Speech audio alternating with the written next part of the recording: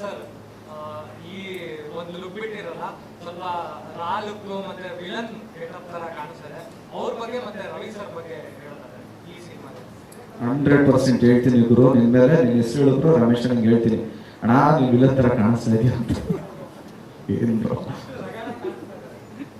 ಇಲ್ಲ, ಕಂಟೆಂಟ್ ಆಗಿದೆ, ಸೊ ಹೊರಗಡೆ ಕಾಣುತ್ತೆ, ಪಾತ್ರಗಳೆಲ್ಲ ಕಂಟೆಂಟ್ ಹೊರಗಡೆ ಕಾಣುತ್ತೆ. ಸರ್ ಈಗ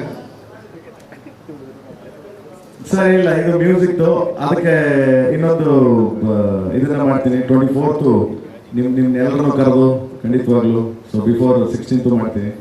ಸೊ ಒಂದೊಂದು ಸ್ಟೆಪ್ ಬೈ ಮೇಡಮ್ 100 ಮಾಡಿದ್ದಾರೆ ಮೇಡಮ್, ಸಾಂಗ್ ಮಾಡಿದ್ದಾರೆ. ಏನ್ ಹೇಳೋಣ ಮೇಡಮ್, ಬಂದು ಕುಣಿದ್ರು ಹೋದ್ರು, ಏನು ಬಟ್ ತೊಂದರೆ ಅಂತೂ ಕೊಟ್ಟು ಒಂದ್ ದಿವಸ ಕಾಸ್ಟಿಂಗ್ ಸ್ವಲ್ಪ ಇದಾಗಿ ಏನ್ಬಿಟ್ಟು ಮಿಕ್ಕಿದ ತೊಂದರೆ ಕೊಡಲಿಲ್ಲ ಮೇಡಮ್. ಮಾಡ್ತೀನಿ ಬ್ರದರ್, ಆಗಸ್ಟ್ ವರಮಹಾಲಕ್ಷ್ಮಿ ಹಬ್ಬದ ಬಿಡ್ತೀನಿ. ವರಮಹಾಲಕ್ಷ್ಮಿ ಹಬ್ಬ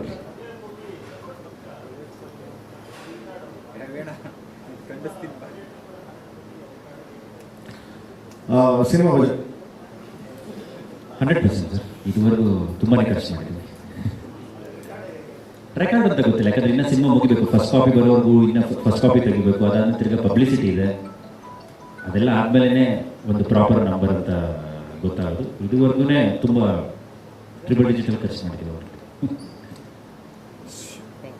ಸರ್ ಈಗ ಯೂಶಲಿ ಜೋಗಿ ಪ್ರೇಮ್ ಅವರು ಡೈರೆಕ್ಷನ್ ಮಾಡ್ತಾರೆ ತಕ್ಷಣ ಸಿನಿಮಾ ಪೋಸ್ಟರ್, ಟೀಸರ್, ಟ್ರೇಲರ್ ಎಲ್ಲವೂ ಸುದ್ದಿ ಮಾಡುತ್ತೆ.